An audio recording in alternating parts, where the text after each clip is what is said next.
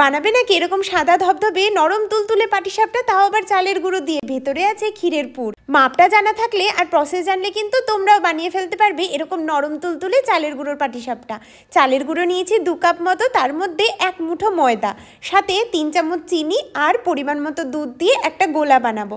স্বাদ মতো লবণও দিয়েছি। গোলাটা না হবে খুব ঘন, না হবে খুব পাতলা, যেমনটা আমি দেখাচ্ছি ঠিক ওরকম করে। আর ওইদিকে ওকে বললাম ক্ষীরটা একটু নাড়ো তো, যেন তলায় লেগে না যায়। এদিকে দেখো পাটিসাপটাটা ভালো মতো মানে গোলাটা গোলানো হয়ে গেছে, ক্ষীরও রেডি। গোলার ঘনত্ব দেখে বুঝতেই পেরেছো কতটা পাতলা রেখেছি।